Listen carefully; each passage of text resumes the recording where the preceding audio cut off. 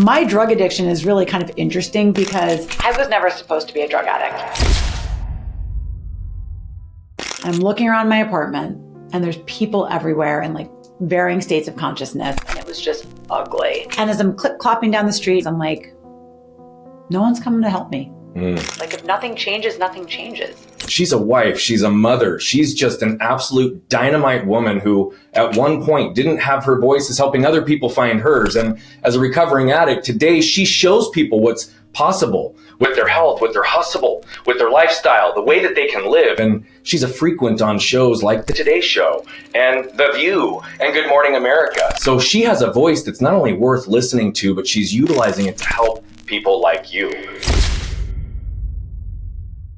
Welcome back to Flipping the Lid. You know what we do here by now. We jump in deep into the stories of some of the most significant and successful people who are making impact in this world. And today our guest is absolutely fitting of that description. She's a wife, she's a mother, she's just an absolute dynamite woman who at one point didn't have her voice as helping other people find hers. And as a recovering addict, today she shows people what's possible with their health, with their hustle, with their lifestyle, the way that they can live. And she's a frequent on shows like The Today Show and The View and Good Morning America. So she has a voice that's not only worth listening to, but she's utilizing it to help people like you.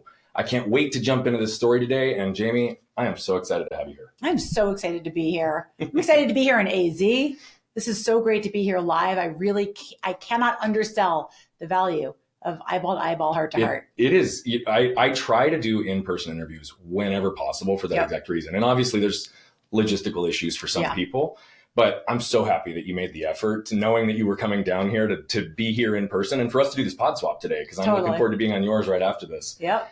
You know, I gave you an intro based on the little bit I know about you and the time that we've spent time together. And the only question I ask every guest is this: who are you in your words? I love that. I really love, Brian, that you always start with, I'm a husband and a father. Yeah, I think you said those are your only binaries.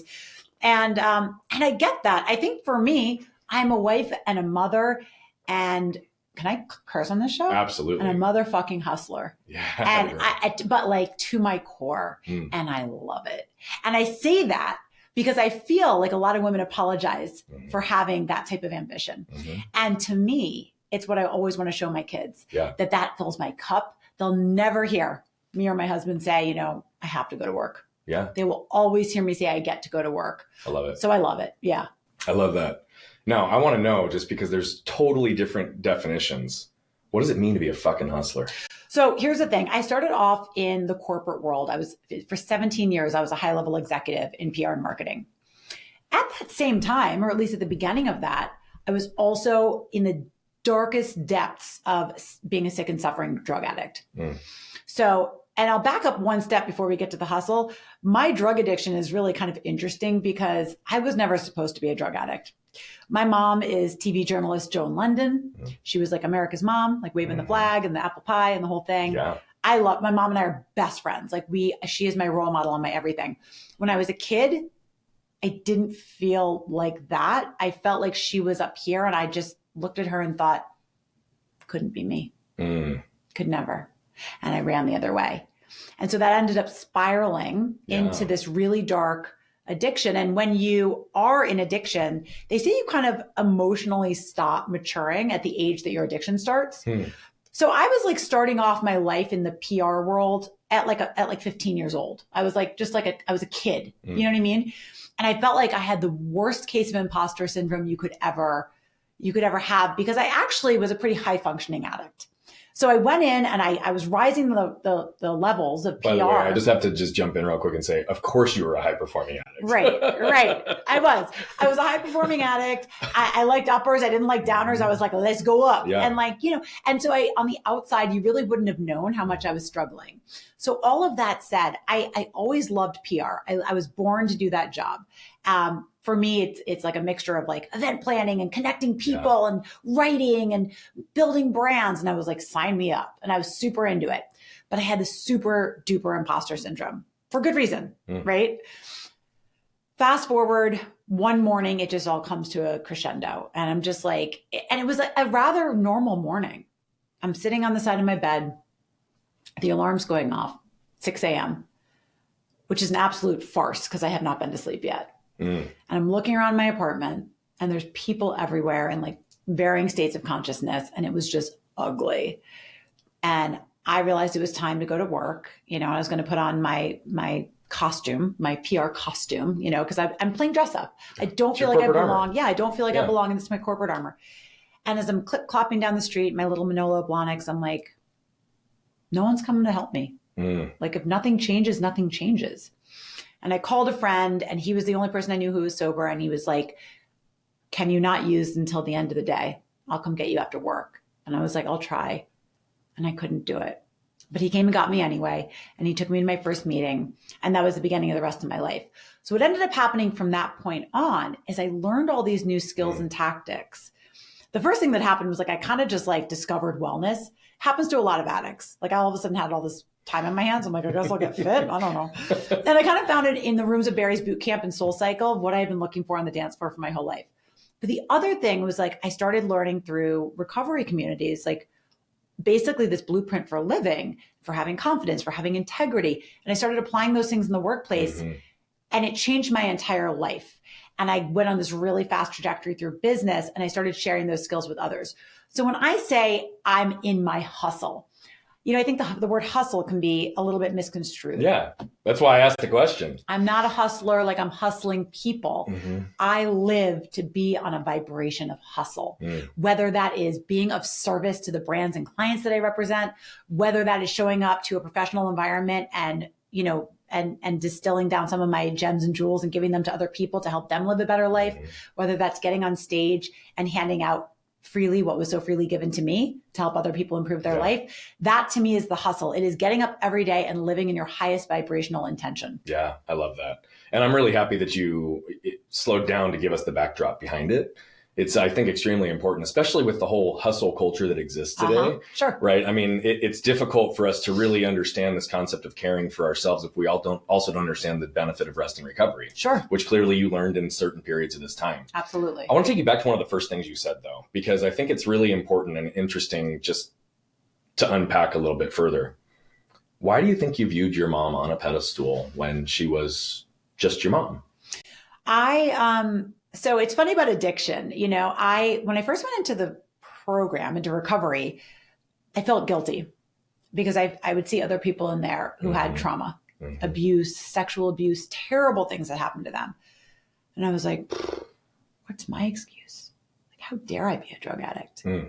What I learned in there is that there's a lot of genetic predisposition. Yep. You could just be hardwired that way. Like I came out of the womb needing a cocktail. I was just uncomfortable in my own skin. Yep.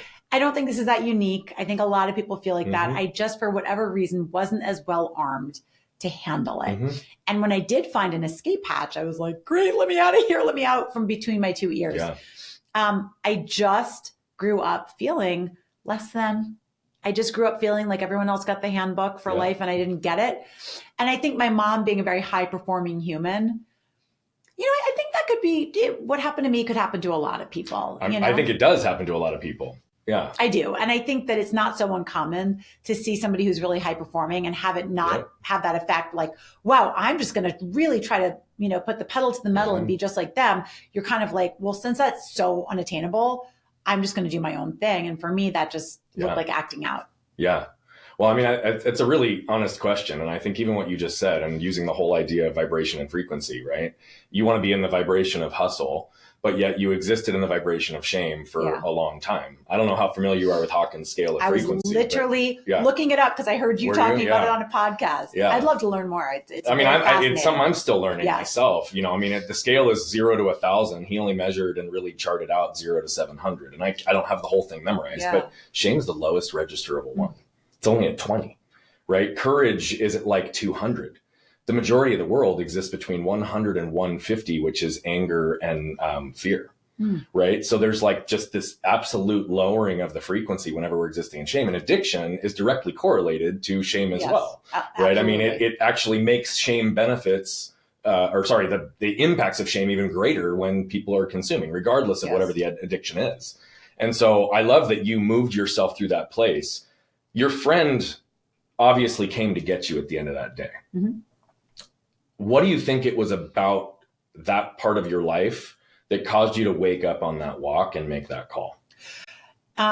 luckily for me, things had just escalated or de-escalated to a point where I was just sick and tired of being sick and tired. I know it sounds trite, but man, when you're there, you're there. You're there. And I was doing really not good drugs, like not a good choice of my poison, my drug of choice. And you know what's funny? I grew up, I didn't know it wasn't normal. The crowd I fell into, like that was what was so normalized. And now looking back, I just want to give that young version of me a big hug. Like, my God, you were dealing with like, that's a lot, but it's just where I was. And it was so clear to me. It was so clear to me that I couldn't fix it by myself. And that was what I call the gift of desperation. Yeah. And by the way, I had it again because I went into recovery. I got sober for a little while, and then I was a chronic relapser for a few years later. So that was my early 20s that I got sober the first time. My late 20s, I had my second gift of desperation. And I tried I picked up the phone to call my mom maybe 100 times. And I would dial 2 numbers and then 3 numbers, but I kept hanging up because I was in such shame. And I kept saying, I'm going to fix it tomorrow. I'm going to go back to my recovery communities tomorrow. I can fix this myself, because I was so ashamed to call her. I just sunk deeper into a shameful experience. She, after years of kind of sticking her head in the sand because this all scared her, got the courage to come bang my door down. And thank God she did, because that's when I went to treatment. And then I've been sober since then. That's unbelievable. So the woman that you had on a pedestal that in a lot of ways, I'm not going to say caused your armor, but influenced the need to armor yourself, numb yourself through your addiction, is also the one that was there when you were actually ready to go to treatment. She was always there. I just didn't get it. And I think what's really important to understand, Brian, and what I want people to understand is this partially could have been because of a dynamic between me and my mom. It doesn't mean she did anything wrong. She never said one off thing to me. My mom is the most amazing mom in the world. The lens through which I understood what she was saying, and I know you talk a lot about this, was completely skewed. So it's on me, but it was my work to do ultimately. Well, so here's what I'm going to say. I do think it was on you, but the early childhood elements of it, I mean, we all seek and desire those same 4 things: to feel safe, protected, seen, understood, and connected.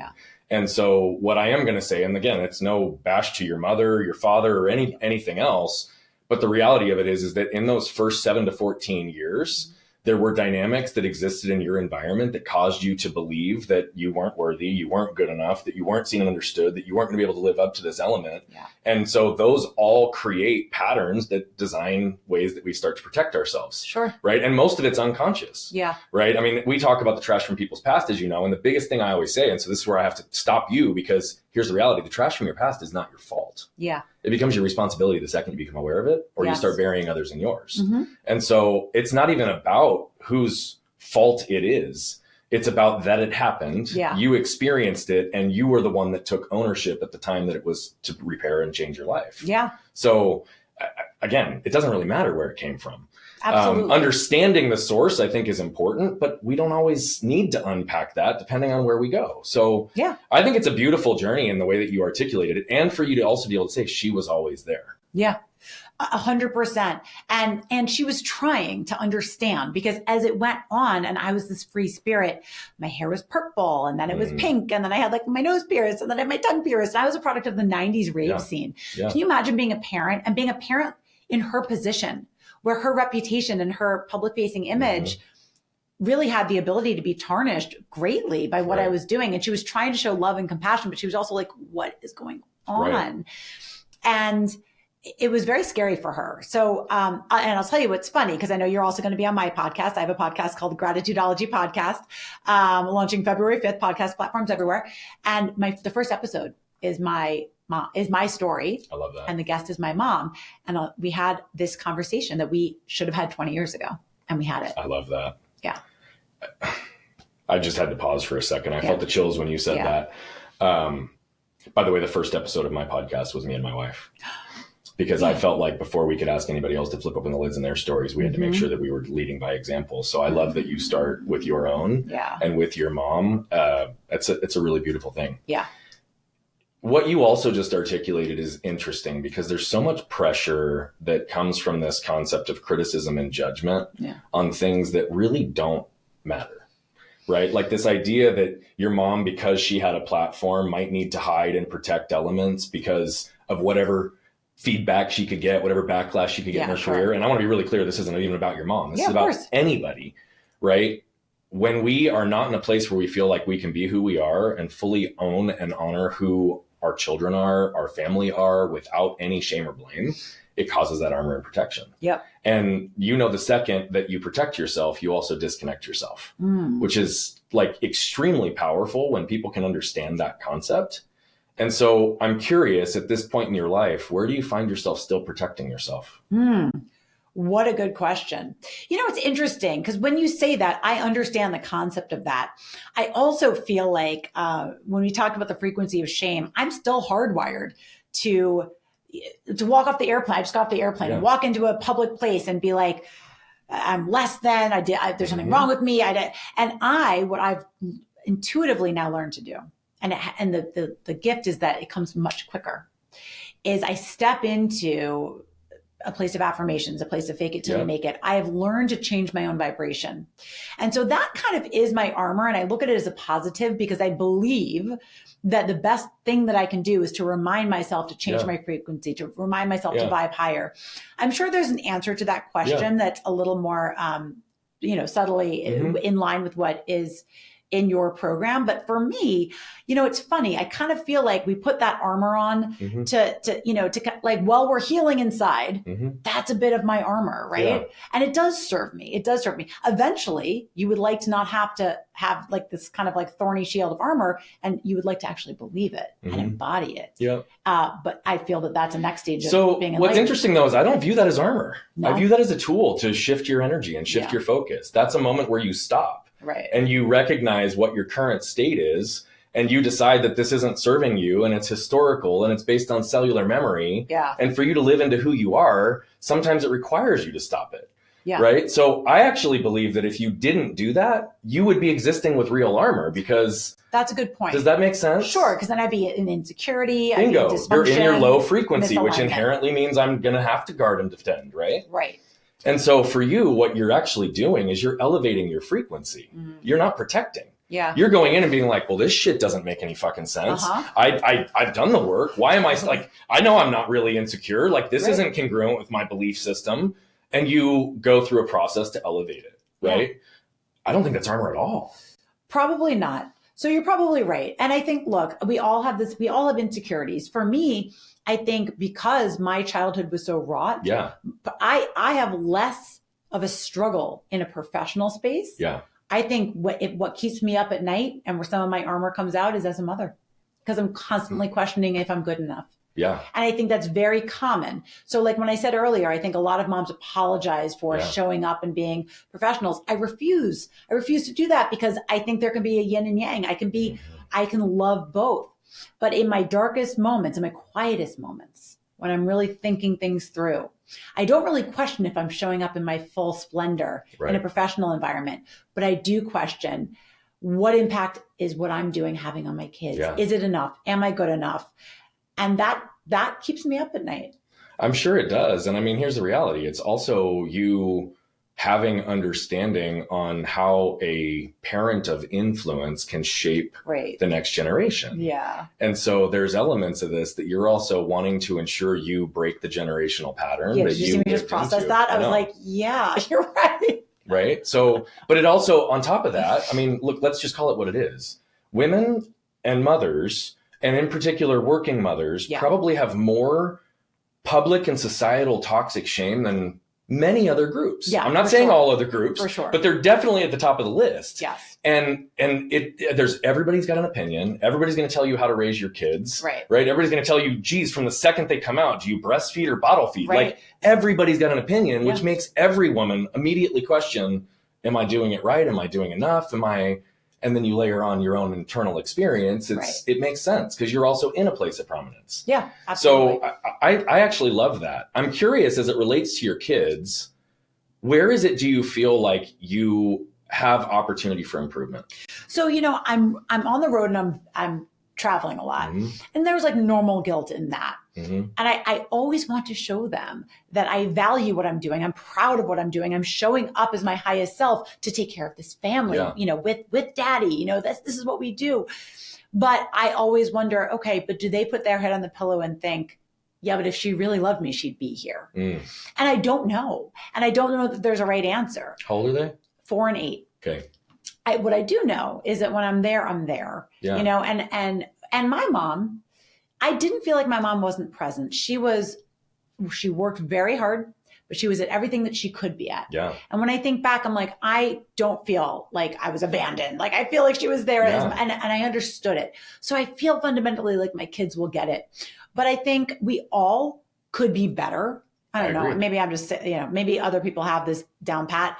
I think we all could be better at putting our phones down when we're with family, at keeping those family moments, and delineating. I think COVID screwed us all up. Yeah. I don't have, there's no line between work and also for romantic relationships. Yeah. The boudoir is like, it's our office, right? And so that's very challenging to find the space for where am I a wife? Where am I a mother? Where am I a CEO? Right. Yeah. I mean, you're constantly shifting roles. And when it's all in the same environment, it gets extremely confusing. Yes. Even harder to shift between those. I don't like to ask yes and no questions, but I don't know how to ask this otherwise. Okay. So I'm just going to ask it. Have you talked to your kids about that? It might be, if I have to answer it yes or no, I think the answer would be no. Okay. You don't have to answer it yes or no. I was just curious. Well, no, it's good to actually make it a binary, because I could say, like, we've had conversations around all of these things that I'm mentioning. But the reality is, have I really asked them, hey, are you guys okay? Does this make you feel a certain way? Let's talk about it. Maybe I haven't because I'm scared of the answer. Well, I can tell you for a fact that there was certain things I didn't want to talk about as it related to my anger with my kids, but something forced it 9 months ago. And I've always taken ownership and focused on ways of repair. But I think what I was really afraid of was the lasting damage that potentially I created in their early years. And so I really just started to slow down and ask that question, because that was still my greatest fear, is like, do my kids still associate as having an angry dad? And about 8 months ago, I was given a gift because I finally leaned in, was vulnerable, asked the question, and ultimately had a very thoughtful conversation with both kids. And neither one of them can remember me being angry. But as it relates to anything, right, in terms of, just to your point, how do our actions, how do our words, how do our interactions, the way we touch our children, the way we show up for our children, make them feel? Yeah. A lot of parents don't ever even ask. You're absolutely right. What I will say is that we walk our walk and talk our talk. And that's very important to me. I have no doubt about it. Yeah. And so in the mornings, and my husband actually instituted this, and I am so grateful that he did this. We do a morning meditation and affirmation session every morning before school. So we go into we have like a little meditation. We moved from New York City to like Pennsylvania. So it's so nice. We moved from like this little 2-bedroom apartment to this like big ass house, and it cost the exact same amount of money because like blessed living in the country. And so we have literally a meditation room, and we bring them in there, and it is our space. And we do, everybody does affirmations. So like, we'll say, Asher, it's your turn. And he'll think about what he wants to say for that day. I am grateful. I am patient. And they pick up on the ones from Dad. He'll be like, I am abundant. I'm like, what does that mean, buddy? He's like, I'm like, okay, it's okay. It's a good word, and like, and so they'll go through those, and then we do a 2-minute meditation. That alone, right? We feed them in line with what we believe. Like we're vegan. I call us a plant forward house, right? So, but we enjoy that. Like I'm not like ethically vegan, like nobody else can eat meat. It's what we like. My kids love it. They like love to be, because it's probably because they're young enough that we're still cool to them, but they love to be a part of it. They love to pull up a stool and help mom and dad cook. And that to me is more important than talking at them. Yeah. So I want them to see us show up in a way that makes me feel proud of how I showed up. I mean, I think that's profound. I mean, I always say that our actions demonstrate who we are to the world. So our actions are way louder than our words. It's, it's about where and how are we kind of conversing through that. I also love that you guys do I am statements. It's something I've done with my kids very, very, very early. And when you said that your sons or your kids like start repeating back your husband's words, it took me back to a moment, because one of my favorite I am statements is I am the manifestation of my thoughts. Oh, I love that. Because it just allows me to like literally center and do this. My son, when he started taking that one from me, would say, I am the man of the station of my thoughts. Like he couldn't even say the word. And so it would just crack me up. But I mean, the intent was still there, and it was just a beautiful thing. I love the intentionality of how you do that in the mornings. I want to go and shift back to even what you were talking about a second ago, because I know that your upcoming show is Gratitudeology. You all focus on gratitude, shifting yourself to a place of gratitude.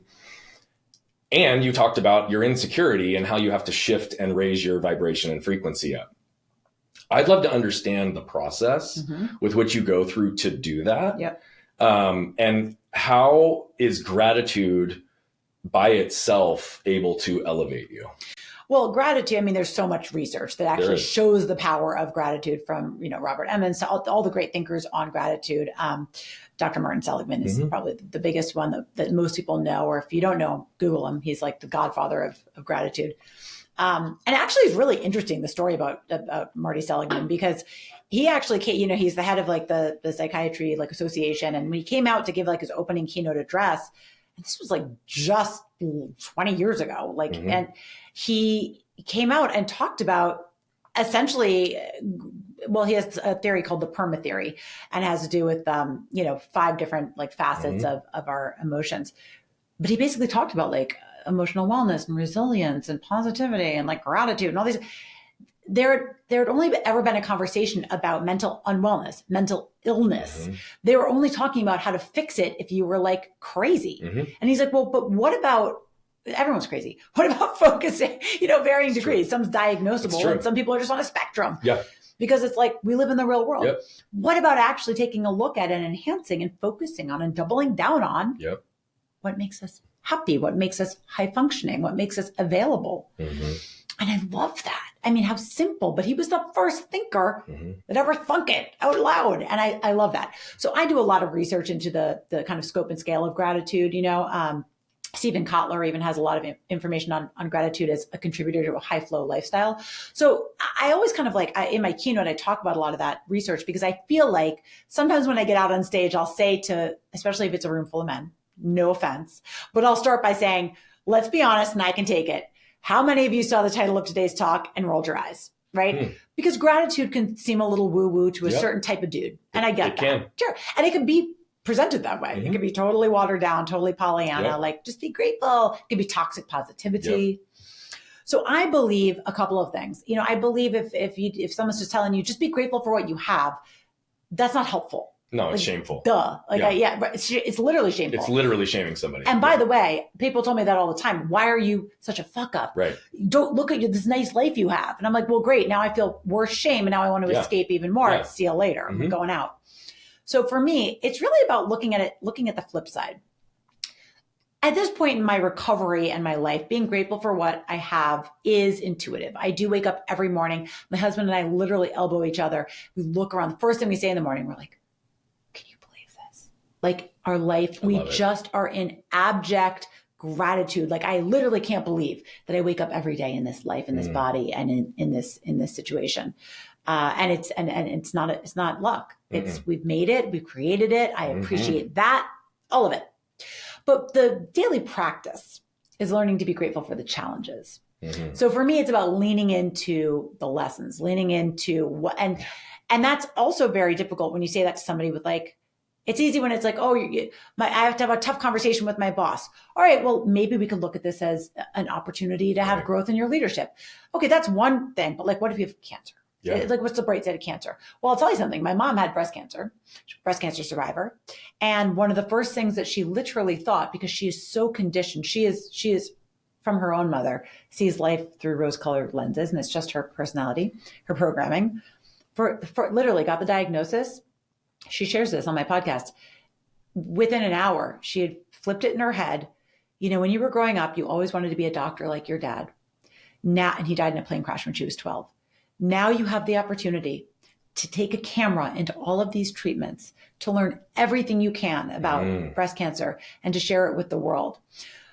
So it's not to say that there's always such an easy answer. Where is the opportunity? And I always tell people also, and this is something I learned from recovery circles, we don't always have a fault in the thing that happened to us. Something horrible could have happened to you, but we do have a responsibility on what we're going to do with that information. And a resentment is literally from Latin. Resentment is to feel again. So if we have a resentment and we're bringing up the same feeling over and over again, we're just hurting ourselves. So I challenge people you got to figure it out. The thing is going to have happened one way or another. Yep.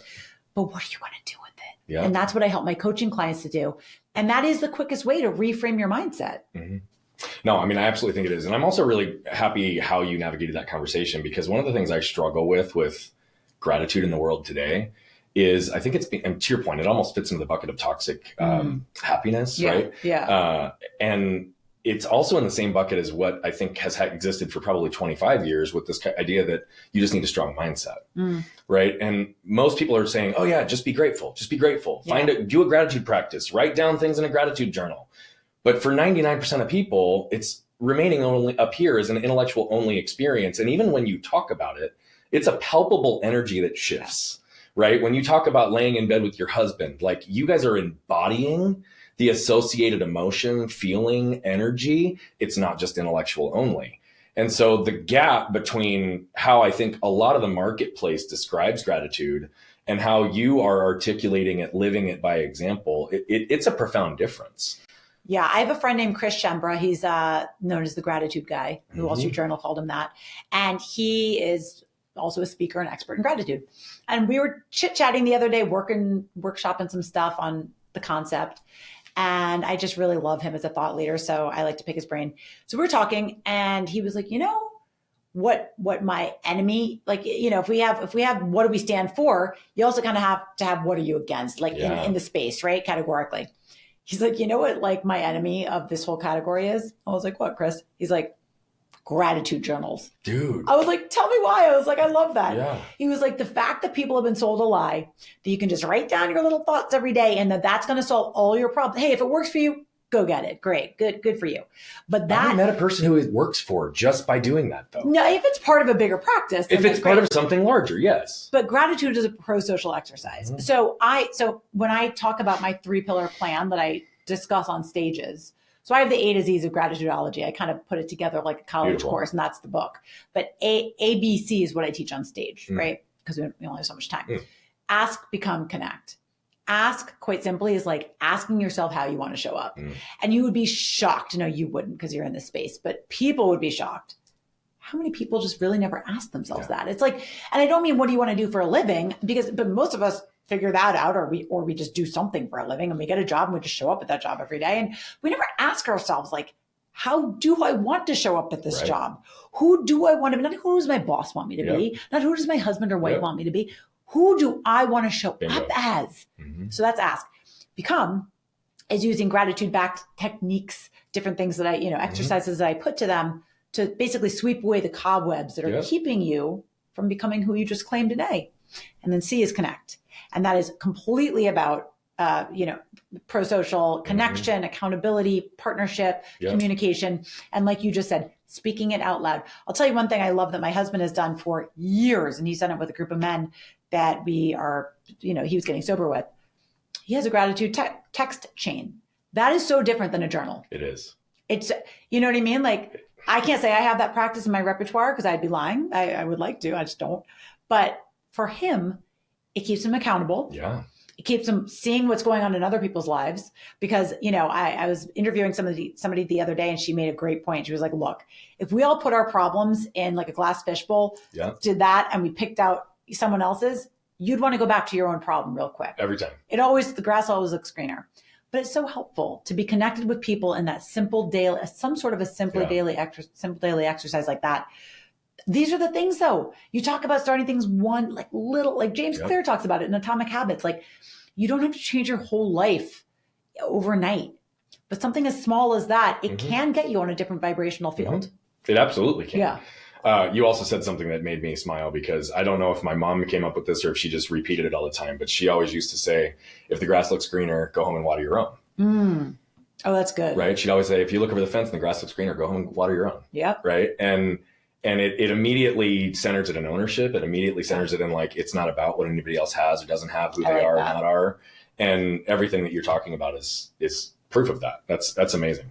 I love that. You are a high performer and always have been a high performer. And I think it goes without saying, just in the conversation that we've had, there are periods of your life that it seems you also learn to receive love, validation, and connection through performance. Totally. Did you discover that through your recovery journey? Or if not, how did you start to identify that you were living your life to appease and create your own level of connection? You're assuming that that's something that I mastered. I'm not saying you mastered it. I'm kidding. I'm totally kidding. It's something I'm very well aware of. And look, and that's true, and you're right. And it's okay. Like we all have our things. For me, it's really important to success is measured in different metrics. It's not all financial or fame or anything like that. I do believe in personal growth on the reg. And if I'm not growing, I get very frustrated. But that also does go across my different verticals of my life. You know, there was a great study out of Harvard, an 85-year study on happiness. I'm sure you're familiar with it, that found it was a multi-generational study. And they found that the biggest indicator of happiness at the end of a life was relationships over IQ, over fame, over. So I do take stock of all of the things, and I make sure that I'm succeeding and exceeding in all of them, which can be a little bit much. It can be a little bit much, but you're absolutely right. A lot of my love language is in success, but you know what? It can trip me up, but I also think there's something kind of cool if you and your partner both communicate in that language, because what I will say is that when we go home at night, I talk to a lot of my girlfriends who they're in totally different, and there's nothing wrong with this, but they're in totally different like fields. Or a lot of my friends, I'd be like, what does your husband do? She's like, something in finance. I don't know. Like, which is like, don't even know. Yeah. Totally fine. But like, they literally don't know what they do. Again, like no judgment. You can also just connect and have a great marriage. But my husband and I geek out on business, on success. And I help him he's an entrepreneur as well. I help him with his business every single day. I mean, I literally do like decks and presentations. We workshop stuff. We work on. Amazing. And he helps me the exact same. He's a co-owner of my business and treats it that way. I mean, it is like, it's our business. He's in the music industry. So he manages female artists on the music side. And he manages me as if I was one of that roster of artists. And there's something really cool about it, that we really share wins and we get excited. And if something's off or it's not going well, we really get excited to like, all right, let's take some time. Let's open a spreadsheet. Let's open a document. Let's get it back on track. So I think, well, it can make me a little high strung in that sense. And I get that. There's also something really cool in having found a partner that it's our love language. Yeah. I don't think there's anything wrong with it. I think it's just about awareness and intentionality and how do you live your life in alignment with who you are. It's it. I think it's interesting though. I mean, I identify, again, I received love, validation, and connection through performance, and that's what I learned.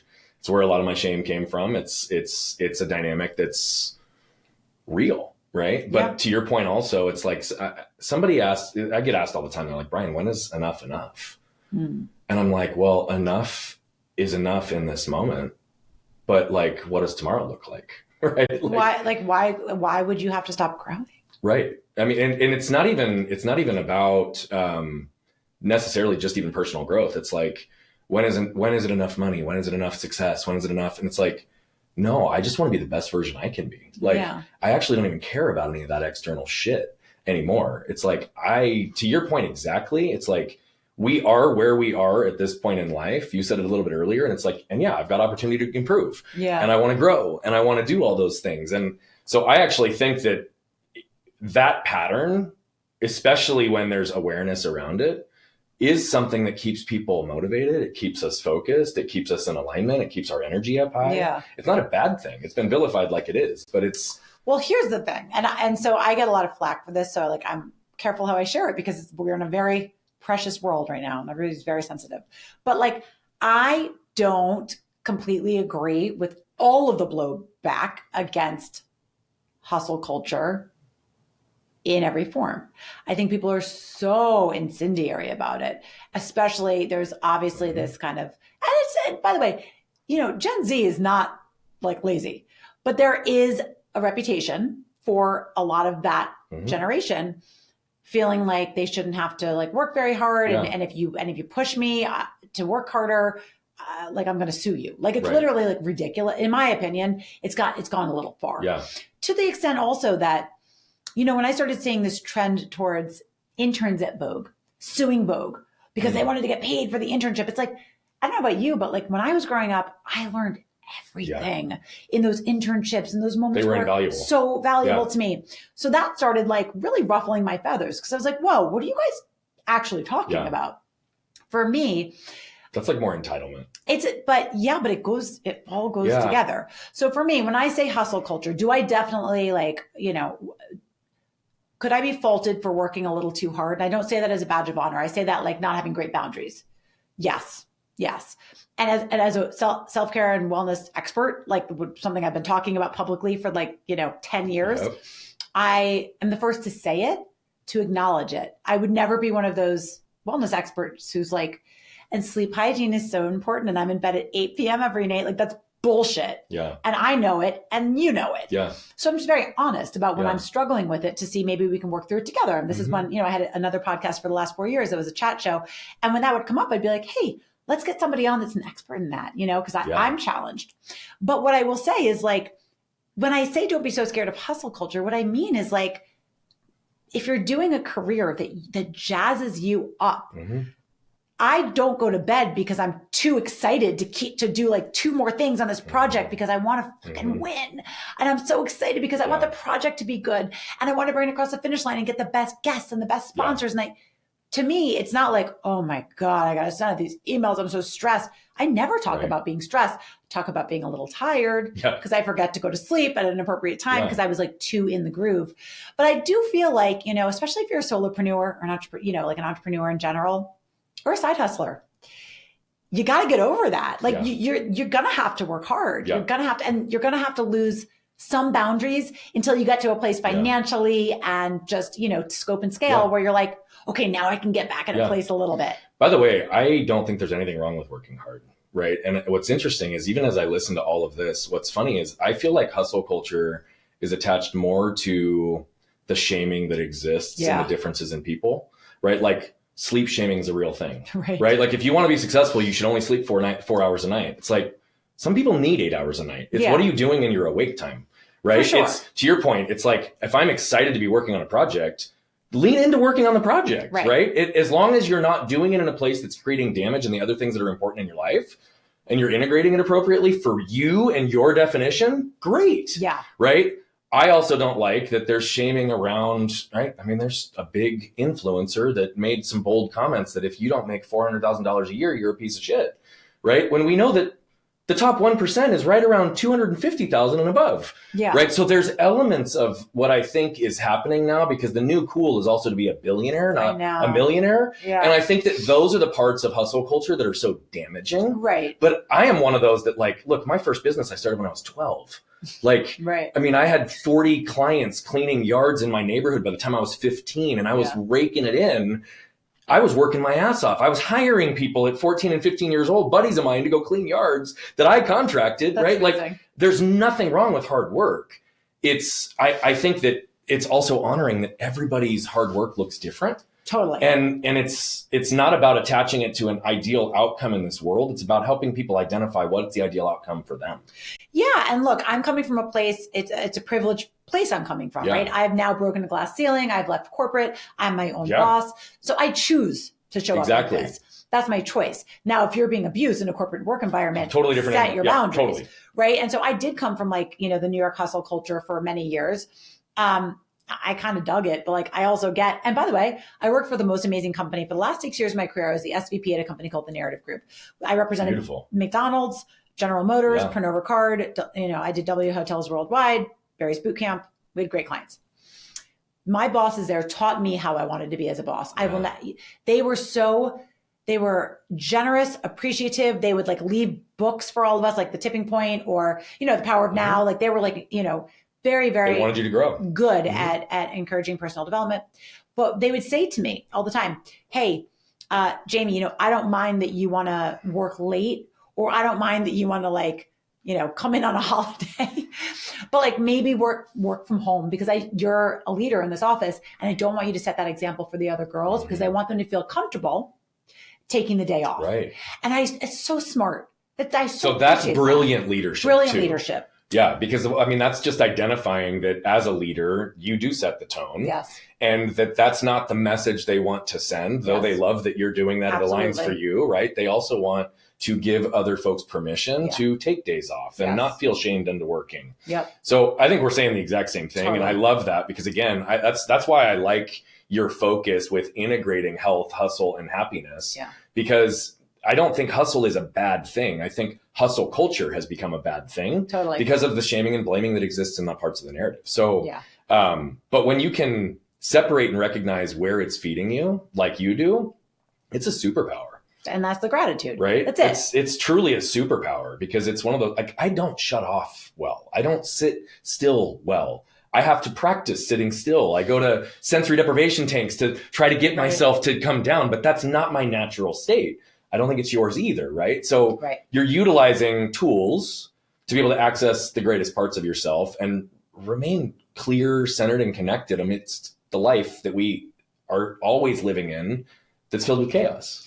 Yeah. And it comes down to also understanding your personal brand, right? So one of the things I teach is I have a course literally called Brand Ninja, where I teach people how literally just about to ask you about Branding Ninja. I love this. Keep going. Because I teach people how to, essentially I teach solopreneurs, side hustlers, and thought leaders how to secure brand deals, essentially, right? How to leverage their influence to secure 5, 6, 7-figure brand deals. I mean, it's really the sky's the limit, the way that we all work with brands these days.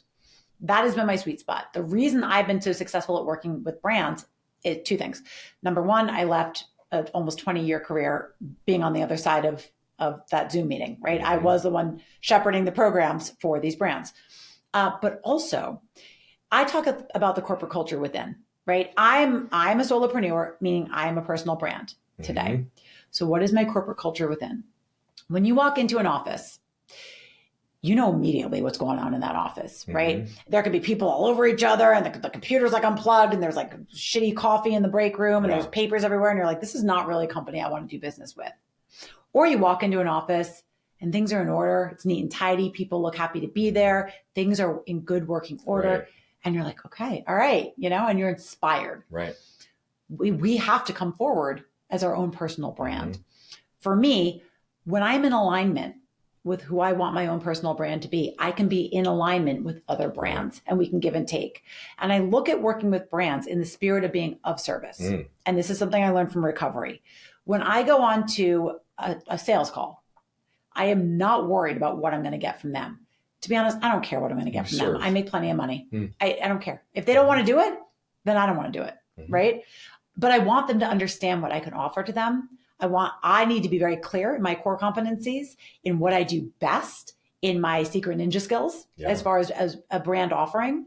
So as a content creator, for instance, where I think a lot of people get hung up, okay, what can a content creator do for a brand? We can take a picture or make a reel and talk about their product, right? That's it. That's not it. Okay. It can go so much bigger than that. So most of the brands that I work with, I do more of a 360 brand deal. Some of them want transactional, pay for play. Okay, I could do that. That's fine. But I'm also then going to dig really deep into your marketing calendar. I want to understand exactly what you're trying to get across. What is the messaging and how can I really sink into that? Fine. But where could we go a step higher? I'm usually trying to create something programmatic. Can they fit into it? If I have a ton of experiential that I'm always doing. I'm doing retreats. I'm doing 1-day masterminds. I produce a lot of events because I came from experiential. I did experiential for McDonald's and all those brands. How can I offer something else to the brand where I'm plussing up their experience? Right now, as I sell my podcast, I have sponsors coming onto the podcast. I don't just sell in-show ads to the podcast. I say, hey, okay, we're going to make this a social media. I'm going to do social media for you, agnostic of the podcast, meaning you tell me what you want promoted. Outside of the podcast, I'm going to do that. I'm going to put you in the podcast. I'm going to offer, if you come in at a certain level, that I'll come to your offices and do a town hall with your entire team on gratitudeology, because that's what this podcast is about. And I'm going to help your team get more connected with this concept. And I'll do a Zoom 30 days after to make sure it's stuck, right? So what else can I offer from my unique core competencies to really show up for a brand? And I have a million other examples like that, that could be applied. I'll give you another great example. My sister is a creator on Instagram. She's Dough Life, Play-Doh. Okay. She's a Play-Doh creator. Okay. So Does she have 100,000 followers? No, she has like 5 or 6,000, but they're very engaged, but that's great. But it's 5 or 6,000. So she's like a micro influencer.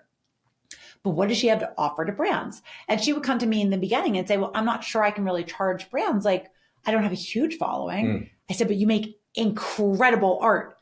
So I started saying, like, obviously you could create bespoke custom content for these brands. Now let's take it one step further, Lindsay, that's her name. I said, let's take a look at this point, she had done a couple of other like programs like this for like Teenage Mutant Ninja Turtles. Like she's done really great work with Nickelodeon, creating Play-Doh art for them for shows that were launching. I said, let's take a look back through. How did this perform? Let's look through your comments. I saw some of the people, and this because she happens to be a very connected young lady. Yeah. I was like looking at the people who commented. It's other huge food art accounts. It's people who work in casting at, big at Cosmopolitan magazine and this and that. She just has cool friends. I said, Linz, you're not understanding what to exploit here, what to leverage. Put together a case study. Look at these. It doesn't matter how many. It matters who. Yeah. You amplify to these people. So I help people bring out what is special about what you do. I'm going to find it and we're going to put it together and we're going to put a number behind it. And I'm going to help you go out with confidence and sell to these brands because I'm going to teach you how to go in and be of service. Yeah. So that's what Brand Ninja means. I love that. Since you're sitting in the chair across from me, I'm going to also selfishly lean into that. Yeah. Say one more time, what is it the two things that you help people do? You help them get clear on how to position themselves and what it's worth in the marketplace? That's exactly right. Okay. Yeah. So how would you position us? So us, like right now, this podcast, right now, you. Yes, me. You. Yes. Because I think there's so many things you do. First of all, in having done my due diligence, I always do research, the podcast that you appear on, the people that you're in front of. And I tell this to my keynote speaker friends all the time. I say, look, because they're like, oh, I'm doing a book launch and I'm really bootstrapping it. I only have, 8,000 or 9,000 followers. I mean, you don't, but like they do. And I said, do you even understand the people that take audience with you every week? Right. Like you are in front of key stakeholders, decision makers at some of the biggest corporations on the planet.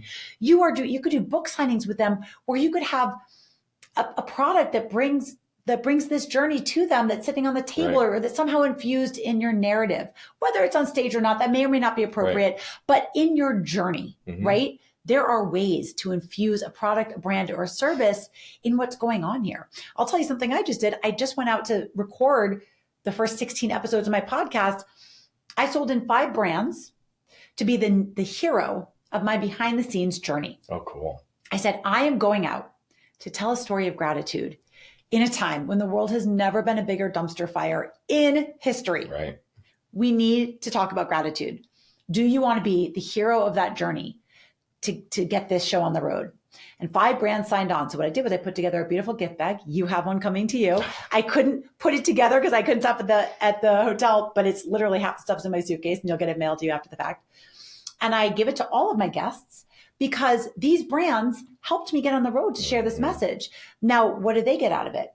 They get me sharing this message on social media that these brands came to help me, but also I get to give them to all of my influential guests on the show. And I've had moments of education with these people that have millions of followers where they're sharing about it, giving testimonials about the product. My show isn't even on the air yet, and it has generated over $50,000 in revenue. I love it.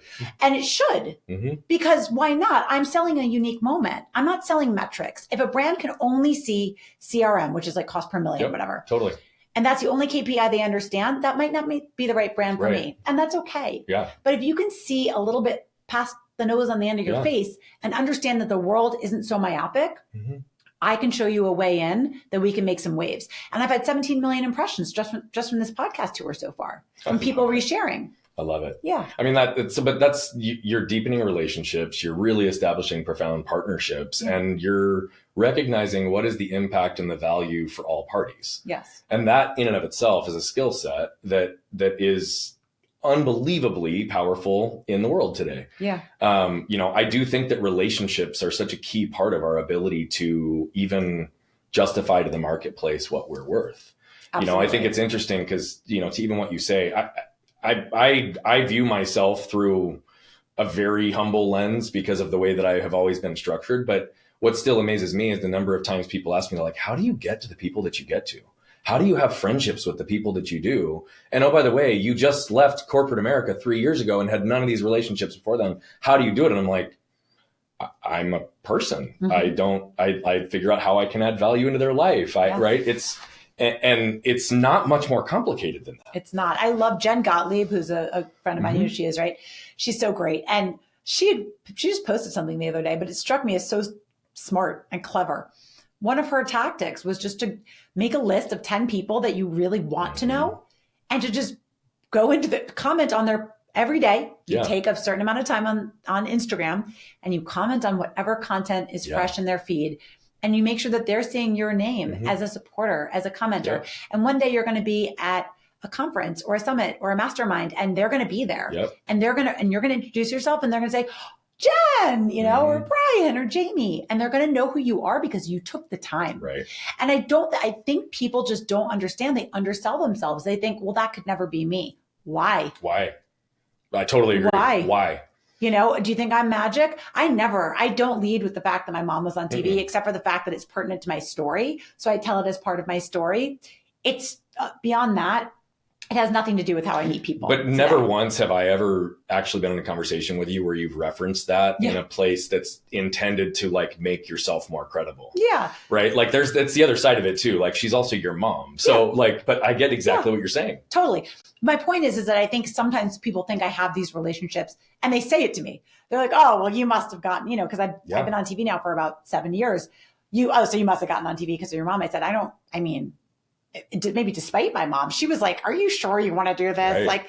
And if anything, it took me longer to get into the media because I was so judgmental because I thought other people would compare me to her. But the point is, that's just not how I sow the seeds of my relationships. Yeah. It's hand-to-hand combat in the best way. Yeah. I love that. I absolutely love that. You were a very, very, very high performing horse rider. Yes. Talk to us about that journey. Because if I remember correctly, did you get an Olympic medal? So I won the national finals in the United States in 1996. It's called the Washington International Horse Show. It's one of the 3 national equitation finals. And then I got the silver medal in the Junior Olympics in 99. So in Gurnee, Illinois. Horseback riding probably taught me everything that I know about discipline. And I think that kids doing sports, whether it's team sports or an individual sport, it doesn't have to be sports. It could be playing the piano, but something they're passionate about is so important. When I look back, I think it also kept me alive. I think if I didn't have something that I cared so deeply about, I might have gone even farther down the rabbit hole. I truly believe that. But when I look back, riding in particular, it's such a traditional sport. You don't say, what? You say, excuse me?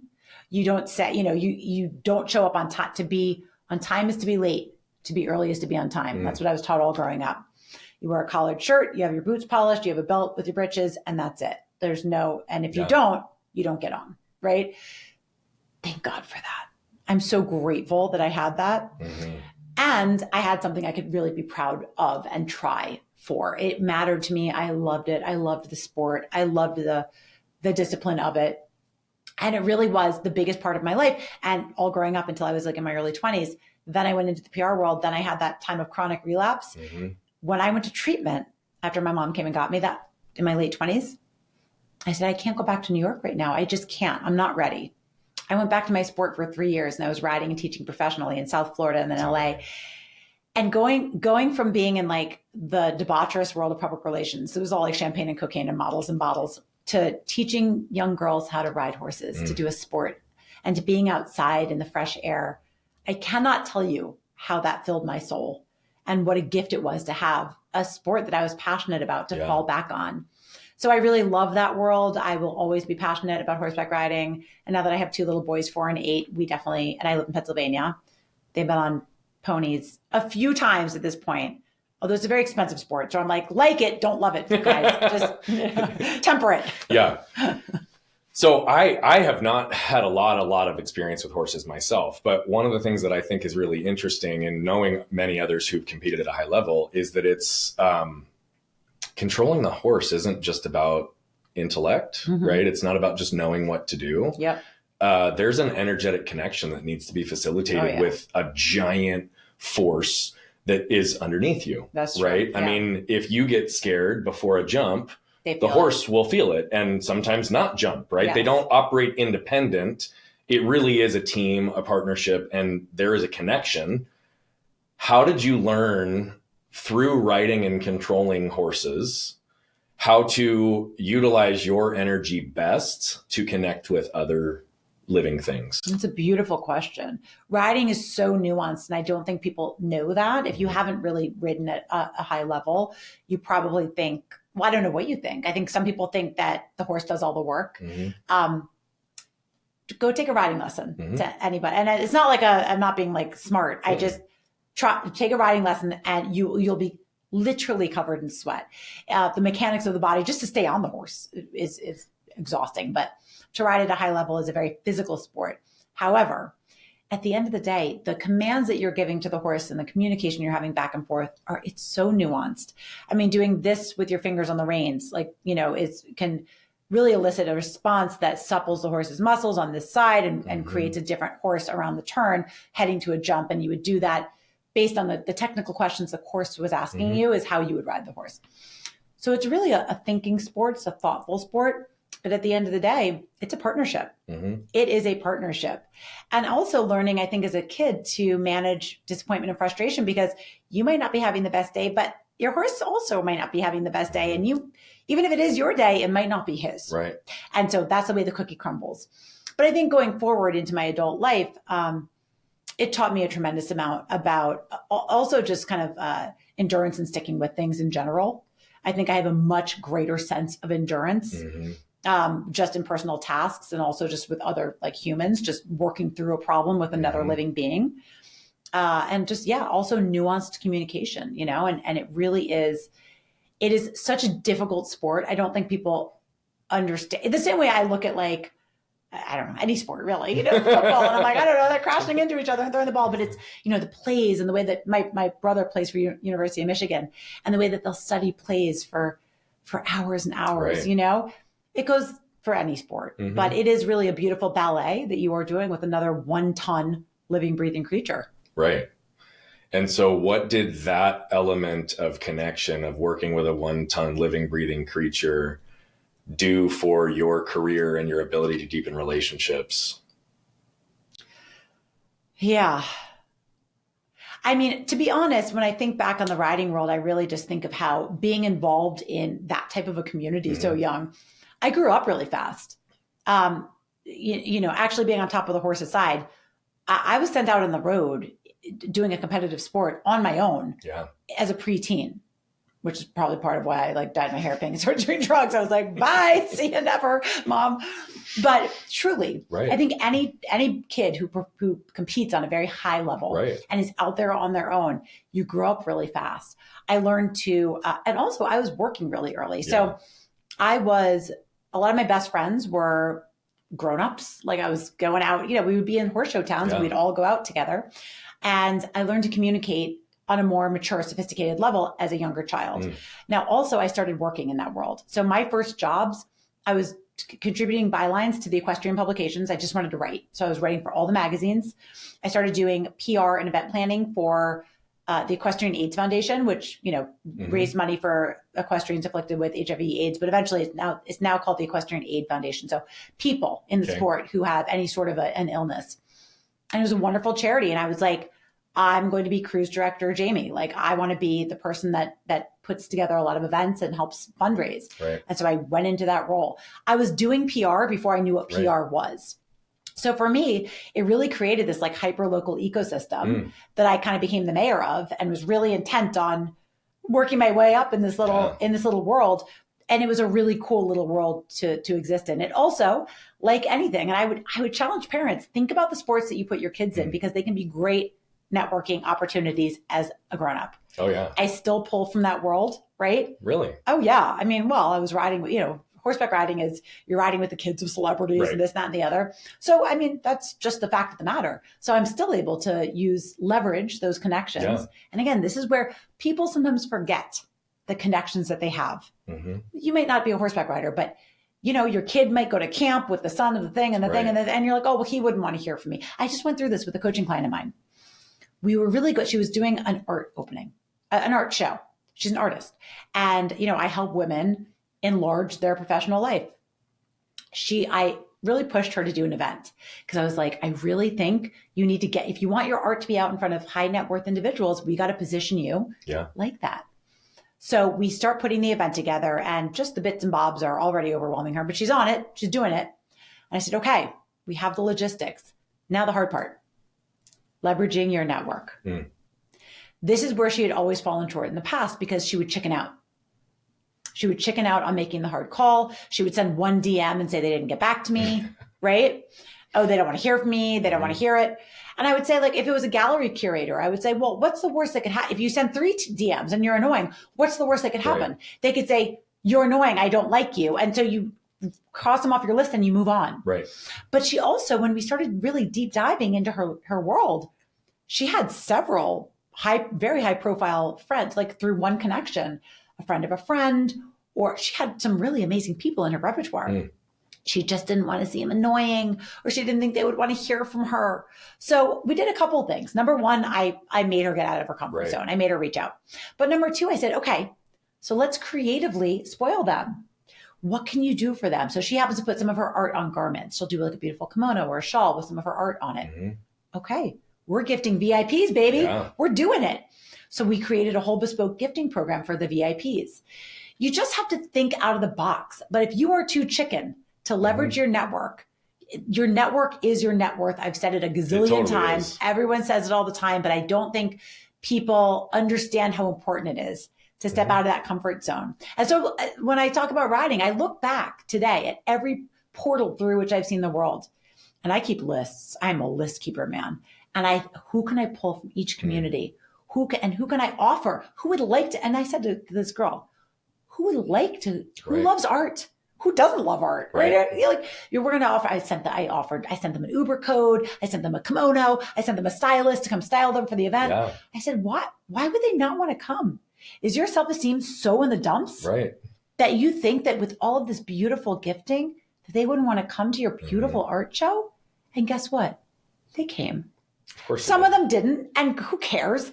But you have to shoot your shot, or you'll never know. Yeah, I love that story, and it's totally the truth. I mean, I'm just such a big believer. I've for years said that every no is one no closer to a yes, and so it's always just been. I like look at it as progress down the path. I'm like, I grew up in building our first business, making cold calls, right, and literally every single call I would get where they'd either hang up on me or say no or whatever. I'm like, okay, cool. One call closer to the next. Because just like you reframe your energy when you get off the airplane and feel the insecurity, you have to have that same level of shift in your energy and ability to go after the relationships that you want. Because again, people feel when you're low frequency. 100%. They don't want to be around you when you're low frequency. 100%. Right? And of the prominent individuals that folks try to get to, that's like one of the big elements that most people don't understand is it's a frequency game. Yeah, right. And most of that connection is just allowing yourself to stand in your power and potential. You focus a lot in helping women not ask for permission, right? But to step into their power and potential and instead find the ways to build the support around them. That's right. Why is it so important for you to focus on giving women that gift? And what is it about your story that you believe gives you the, I guess, momentum you need and everything to make sure that impact lasts for them? Thank you for asking that question. I started my entire coaching. My program is called the Big Ask Method. I love it. So I'll tell you this part of my story. So after I've been sober many years and then I had my first baby, I found myself back in a really dark place. And this time it wasn't with addiction to drugs or alcohol, but I was back in an eating disorder that had cropped back up. It's bulimia. And bulimia really presents very similar in the brain. It's the same as drug addiction. It hijacks your brain in much the same way. It is an addiction. It is an addiction, for sure. And I was so stuck. I mean, I can feel it right now. I was so stuck. And same thing that happened that day when I reached out to my friend Rex, the sober friend in recovery. I found myself at the threshold of the doorway of our living room in our apartment in New York City. And I said to my husband, babe, we need to talk. I asked him for help that night. But what I had done first was I had really gotten clear on what I was asking of him. And I wrote it down so I didn't lose my nerve. I started with my vulnerability story. I just like got it all out. Yep. I told him how much pain I was in and what I needed his help with. And so that ended up becoming the foundation for my program. I had done accountability programs as a woman, always like yo-yo dieting in my younger years. When I say accountability programs, meaning like you hire an accountability coach. Yep. They work. The problem is eventually you graduate and then you're still left with yourself. So what I wanted to give to women was an opportunity to learn how to ask for help in their hyperlocal environment in a way that's sticky. Yeah. So I'll give you an example. I love that word, by the way. Yeah. Stickiness is so important. It's so important.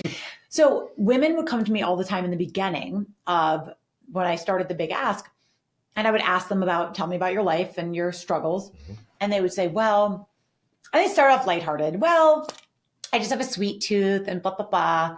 And I would kind of we would drop into energy together, and I would give them a little space and time. And I'd say her name was Susan. I'd say, all right, Susan, why don't you tell me what's really going on? Right. And the tears would start coming, and she would tell me, the story, whatever it was, it was, when it's 9 p.m. and it's her and that freezer and those 3 pints of ice cream, and it's a battle royale, and she's on the losing end every time. And she has so much shame. She's hiding the empty cartons in the bottom of the garbage. It's like, it's the same thing alcoholics do. Right. Yep. And so many women suffer with that. I used to represent, by the way, a guy named Brad Lamb. He's in the addiction space, but he specifically has a place called Breathe Life Healing Center in California. And they treat co-occurring. They treat binge eating disorder. And I used to bring him to do desk sides with the top, producers and editors in New York City. 9 times out of 10, the producer or editor or booker, who was usually a woman, would lean across the table and say, Brad, candidly, I've always thought that maybe I dealt with this. Like, everybody thinks they have binge eating disorder. And I think a lot of us are on a spectrum, right? Like, it's actually a diagnosable condition with JAMA, with the Journal of American Medicine. But like, many people struggle with some sort of compulsions around eating, or it crops up and then it goes away, but it comes back. I think food shame. By the way, yeah, because it's so common. And the problem is, unlike alcohol, you can't just put it down. You have to eat. Right. So that opens the demon. It opens the Pandora's box. And so it's normal, but you would need some help managing and moderating that. Like, for me, it's really easy. I can just say, can we not have any alcohol or like crystal meth in the house? That'd be a good place to start. Just avoid it. Just make sure it's not there and present. Place to start. Yeah. Right. But with food, I would start asking my husband, hey, I don't want to not have any ice cream in the house because my kids like ice cream, but it's a real trigger food of mine. Like, I can really go to town on a pint of ice cream, and that makes me feel some sort of way. So how about, since we now have a house with an outdoor fridge and indoor fridge, why don't we look on Amazon? I bet there's a thing like with a lock. Could we see if that exists? Oh, it does. That exists. Hey, would you mind if when you went away on a business trip and I have like 2 or 3 days in the house by myself, because that's when I tend to struggle, would you lock that and take the key with you, or leave it where the nanny knows where it is, but I don't? So I don't have to do mental gymnastics for 3 days. Like, that seems like a little thing, but Brian, the fact that I'm honest enough to say I struggle with that, and I'm not ashamed to say, if I have access to it, I don't know that I can be trusted. Will you help me? That's huge. That's unbelievable, though. I mean, that finding language to be able to advocate for yourself and to be able to not only exist in ownership around where your struggle is, but then be willing enough to be open and humble enough to ask for help and then receive is powerful. And I would say that I see this as significantly more of a pattern with women than with men, but I would argue men have the exact same issue. There's many of us who've had those same patterns exist. That's extremely powerful. That, again, it's even just, it's sorry, I'm pausing because I'm stumbling over my words because it was so beautiful what you just said. We teach this concept of flipping the lid, and it's through a different lens, but it's the same concept. It's being able to lay out the truth in the moment with just complete objectivity and still opening yourself for help. So for me, one of the things I have done and consistently will do is, if I feel triggered in any moment by how my wife said something, and that doesn't mean that it's on her, just to be clear when I say this, I can literally sit back and say, hey, babe, I just got triggered in this moment based on what you just said, which tells me I probably didn't hear you correctly. Can you pause and repeat it? And I'll try to hear it through a more neutral lens. And if I'm not capable, maybe we can pause this conversation and revisit it later. So powerful. Right. And so even just what you said, though, even just you say it might seem simple. It might seem little. Small hinges move big doors. Yes. Right. Like it is all the basics of communication and trust and connection. And by the way, the deepest levels of intimacy come from being able to communicate with a partner like that. 100%. And it does have to start with the vulnerability, because here's what I would find. I would ask Susan, how long have you been struggling with these types of proclivities? And she would say, well, I've been up and down in my weight. I mean, I've basically since I was 13. And I'm like, sweetie, you're 54 or whatever age. Like, when is enough enough? And this is where I'm now answering your original question, which is, why is it important to give women permission to ask? I would find that these women would say to me time and time again, I don't want to be a bother. I'm ashamed and I think I should be able to solve it myself. Mind you, she's been trying to solve it for 40 years, she just told me, unsuccessfully. But tomorrow's the day, right? I don't deserve it. I don't deserve the help, right? I don't want to be a bother. He works so hard, right? What she's not realizing is, number one, we were put here on earth to help each other, okay? If by not asking someone who loves you to help you, you're actually robbing them of the chance to be the hero. You're blocking their energy to be able to help. 100%. And also, what I teach and what we workshop in the program when I get them through to the end, and I still do this to this day, by the way. So the big ask started as just weight loss and wellness. Now I have 2 tracks. So I still have some weight loss and wellness clients. A lot of my women come in for what I call the full reset, and we do professional development. But weight loss and wellness is so ripe it's so sensitive. So I will help them. First of all, I start as the accountability partner. We understand what's going to move the needle, the couple of things that need to change, and we start molding that into place. Then we understand what are the things that are going to need to stick, to have sustained change. Is it removing trigger foods? What are those trigger foods? Let's talk about it. Let's get real. Is it, for us, my husband and I share our gym schedule for the week, on Sunday night. So it's on each other's calendars. Beautiful. And then we send a little accountability text. So for instance, I might say I'm going to run 3 miles on the treadmill. Okay. We live in the same house. I'm running in the treadmill in the same house. But let's be honest. I'm going to maybe do 1.4 miles, get off to pee, start scrolling Instagram, and I'm going to go upstairs and he's going to be like, how was your run? And I was going to be like, it's great. Yeah. Because I'm a fucking liar. Because I'm human. Right. I'm not trying to be a bad person, but like I'm a human being. We all are. Yeah. So for me, accountability means sending a picture of the dashboard, the treadmill dashboard that says 3 miles. So I finished what I said I was going to do. And he's going to help me stay accountable to that. And he knows if he doesn't receive that picture to call me on it. Why? Because I've specifically asked him for that. So what I would find was that women would say, well, I've asked him to help me before. He's not good at it. And I would say, well, what have you said? And she'd say, well, I said, yeah, Gary, will you just help me not eat sweets next week? Or Gary, will you help me get back to the gym? Gary doesn't want to be the fucking cookie police. He doesn't know what to do with that. He doesn't want side eye when he tries to take the Chips Ahoy out of your hand. Right. But God bless Gary, He's a real MVP. He's just trying to survive over here. You have to be clear for this to work.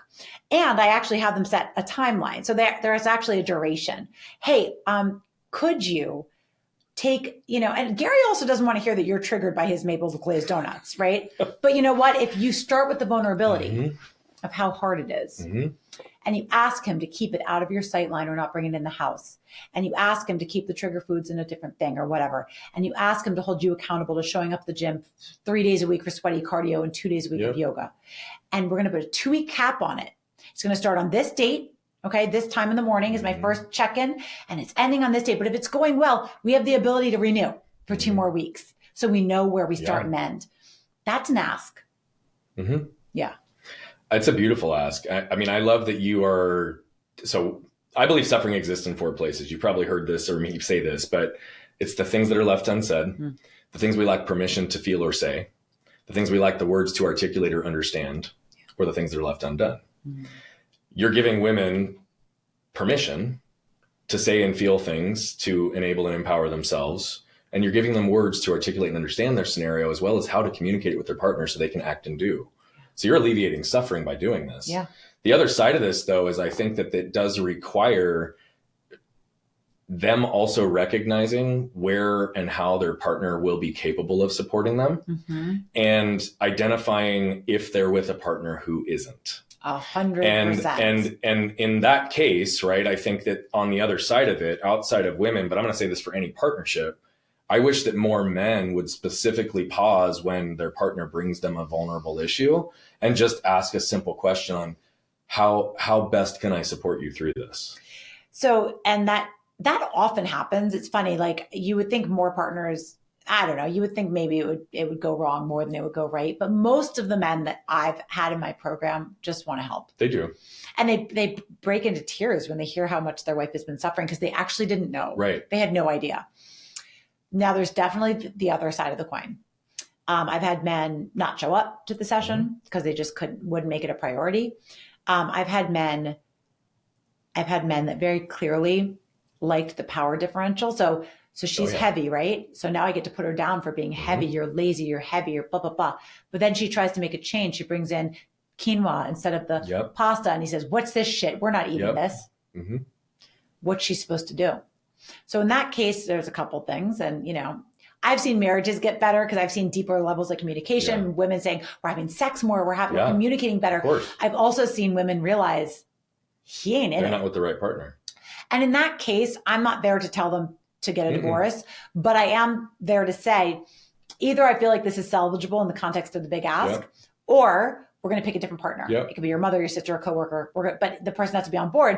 And I mean, I've had people, I had a woman recently, it was her, she worked for FedEx and she had her, it was so sweet. It was like her work wife. And it was another woman who worked at FedEx. And she came to the call on it was their break. They had a 20-minute break and she was in her FedEx uniform, and she came on the call and she was like, I'll support you, sis, whatever you want. Because the woman's husband just was not, he was selfish and he played video games and he wasn't a good partner. I can't tell her what to do with that, but it doesn't mean she should wait to solve her issues until she figures out that with him. Totally agree.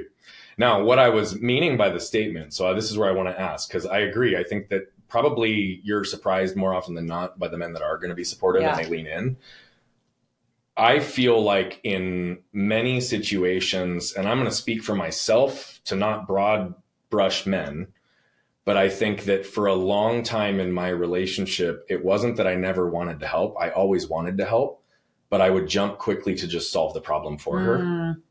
Instead of actually asking how I could support her in her journey. And so what I mean by that is sometimes my wife wants me to give feedback. Sometimes my wife wants me to just listen. Sometimes my wife wants me to be an accountability partner. Sometimes my wife wants me to actually coach her. Sometimes my wife wants me to brainstorm solutions with her, right? My default is a man who always put my wife in a place that I wanted to serve, always believed that I was helping, but then it would also come across as control. That totally makes sense. That makes a lot of, and in fact, I have the 7 archetypes of what often shows up on the other side of that conversation. So it's like Mr. makes it all about him, he doesn't want to hear you make these donuts or giving you emotional stress. Then there's like Mr. overdoes it. And he's like with like a friggin' whistle and a clipboard, and he's like, "Get down and give me 20." And it's like, whoa. And also, by the way, let's be clear. I haven't gotten to the last kind of piece of this, which is the hardest part is accepting the help. Right. Hardest thing by far. That's the ongoing practice. So it's a messy process. It is. Because life's messy. Okay. But once you start having the communication in a different way, you're at least at that point on the same page and vibrating on the same level. So you can at least say exactly what you just said.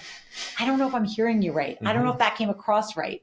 My husband can come in, like when we were early on in this, he would come in and say, babe, you had made some nutritional goals. Are you sure you want to eat that? And I would give him side eye. I've had that same conversation with my wife. Yeah. But you know what? Here's where I'm at in my emotional journey. I can have that initial reaction. I can be emotional. I can not like getting called out. But within like 10 to 20 minutes, I would walk back in and say, babe, I actually want to thank you for calling me out. And I'm sorry I reacted like that. That's a win. It's a huge win. And by the way, that's no different than any other chance where a spouse or a partner could say something that triggers you. Yes. What you're also doing is you're taking ownership and going back and saying, look, I reacted in a moment because that's our nature. We get defensive around the things that we're insecure about, we're working on. Totally. And so even that is empowering other women with language to realize, yep, this is the case. My wife and I have that same thing. Like, we haven't dealt with anger present in our household for over 18 months, which has been a beautiful thing.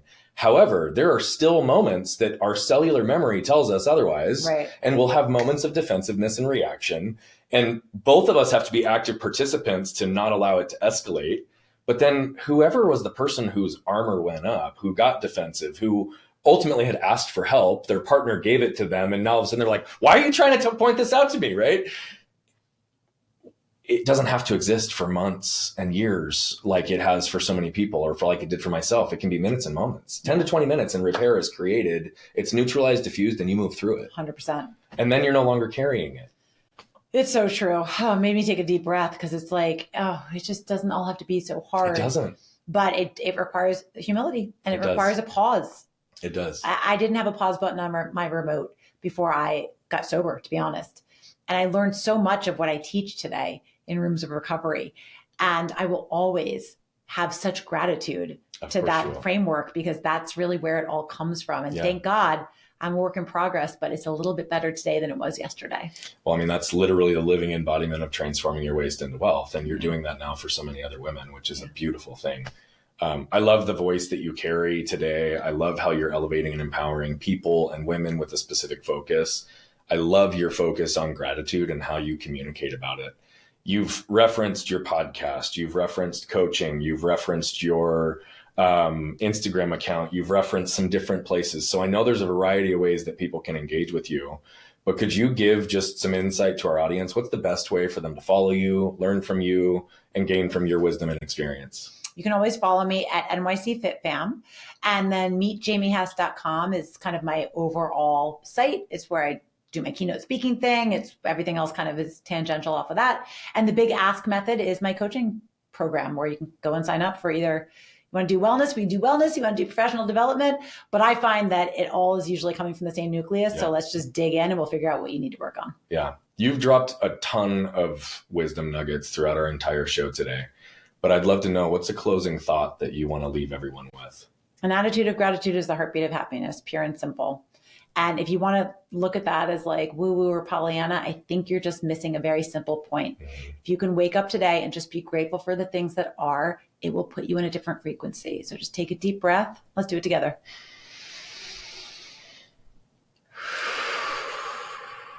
I'm grateful for this moment. I'm grateful for my mind, my body, my soul, my family. I'm grateful for all the beautiful things in this world and all of my beautiful blessings and opportunities.